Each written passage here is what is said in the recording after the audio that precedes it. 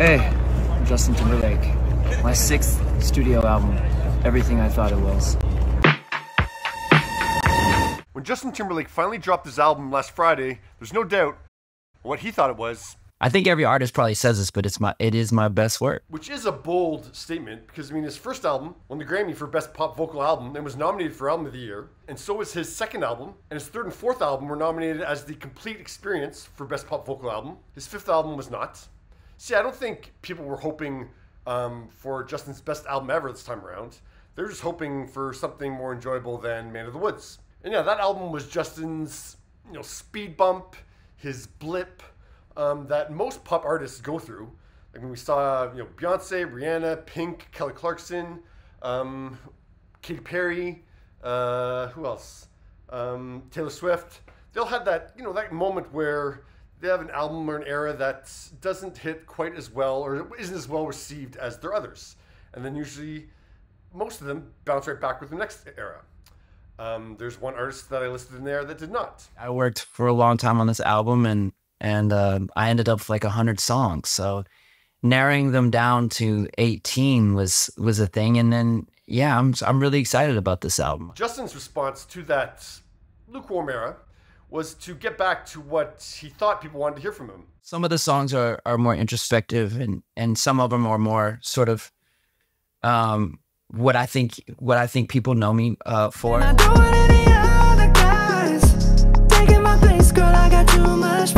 Despite the underwhelming reception to Selfish, and the much more enthusiastic response to Sanctified, which she performed on SNL 2 days after Selfish came out, Justin stuck with the mid-tempo ballad through the album pre-release. It was sitting at number 40 on the Billboard Hot 100 when the album was released. On that day, Justin wrote on Instagram, "My 6th studio album, Everything I Thought It Was, comes out at midnight. This album is a culmination of where I've been and where I'm going. I'm so grateful and nervous and excited to put it out into the world for you all. Thank you for the love. It truly means so much to me." I think there are moments that are incredibly honest, but I also there's a lot of fun on this. There's a lot of Tim. Jimmy Fallon commented, "I can't wait for everyone to hear it. You worked hard on this one. Did my vocals make it to any of the final mixes?" This album, get ready for this thing. I love it so much. This thing is a masterpiece. Justin's wife, Jessica Biel, used the album cut Play for the soundtrack for her Instagram promo post. But Justin chose No Angels as single number 2 to generate some excitement when the album dropped, releasing the music video the same day. It's telling that while 2 million people have checked out the new video, more than double have watched Justin's Tiny Desk concert, which has Justin singing Selfish, but then 6 of his past hits. There you go.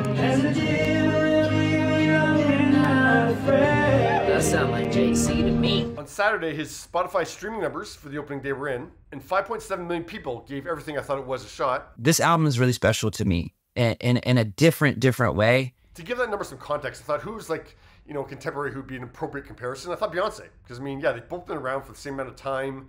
They both started in groups. They went solo right around the same time. Their break in between albums was a similar break.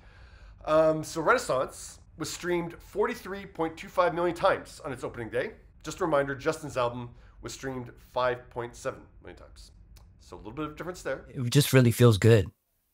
It just really feels good. And then the reviews started coming in. The Guardian gave it 3 out of 5 stars, saying the pop pariah dances past the discourse. The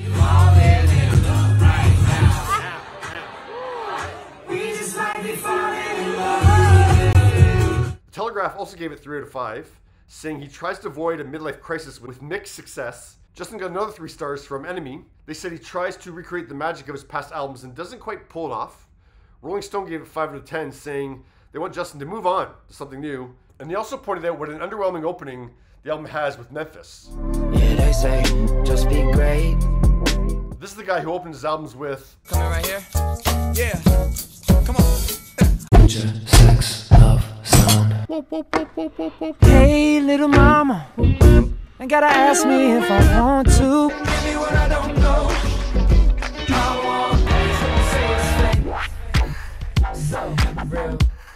Yeah, they say it feels limp by comparison. I agree. Memphis was actually the first song that hit delete on In My Library. Pitchfork gave it 4.9 out of 10, echoing the same sentiment that it's a comfortable rehash of past glories. I was playing it for people around me. They're like, "Oh, this sounds like everything we know you for." And then, you know, another friend of mine was like, "Oh, this sounds like everything I thought I wanted from you." The Independent really didn't like it, giving it 2 out of 5, writing about as sexy as a soiled mattress. Oh, and yeah, Sunday, the numbers were in for his first week sales, and Everything I Thought It Was debuted with 67,000 units moved. Just for a recent comparison, last week, Ariana Grande's Eternal Sunshine moved 227,000 units, and she stays on top this week with another 100,000 units moved. Casey Musgraves actually debuted at number 2 this week with 97,000 units moved of Deeper Well, and yeah, Justin's at number 4. There's a comparison to Justin's past albums. Obviously, this is much lower, and yeah, it's really not a fair comparison because everyone's album numbers are going to be down from, yeah, an album that was from 6 years ago. But yeah, so far, it's looking like Katy Perry has finally got some company in that tossed away pop star box, as everyone else, yeah, Rihanna, Kelly Clarkson, Taylor Swift, all recovered from their little blip. But yeah, Justin is not recovering so far with this new era. I don't see that there's a rude boy or irreplaceable on the album that's going to be the surefire hit that's going to turn this era around for Justin. I do have a far and away favorite track on the album. Yeah, it's not even close. I don't even know why anyone would get on the battlefield next to this song, Love 'Em More. You're the only one that I fight for. And it could work as a single. We'll see if they choose it. Now, it's one of the 5 tracks on the album that Timbaland co-wrote and co-produced. And yeah, there's only 5 out of the 18 tracks that Timbaland had a hand in. Like, I mean, this album was hyped as, you know, the reunion of Timberlake and Timbaland back to the Future Sex Love Sounds days where Timbaland basically produced the whole album. Every time we take a break and then come back and do one of my next albums, what do you want to prove to yourself? Yeah. That's the mentality that starts to happen, and we push each other. Man of the Woods, Timbaland only had his hand in 4 songs out of the 16. Yeah, this is 5 out of 18, so it's pretty much the same ratio. So I don't get why they hyped it as like the return of, you know, Timbo and Timberlake together. It's kind of a relationship that I don't feel like you could really fully encapsulate with words. It's just, we do it. I would say that the other songs that Timbaland co-produced and co-wrote are certainly, you know, on the higher end of the tracks here. Like, one word: favorite, slick, anthem, mood, nostalgic. Infinity Sex is okay, and then What Lovers Do is bleh. But yeah, it's certainly, I would have gone back to that Timberwell a little bit more to at least replace Memphis. But yeah, this album is definitely not everything I was hoping it was. I'm going to give this album a C. What are your thoughts?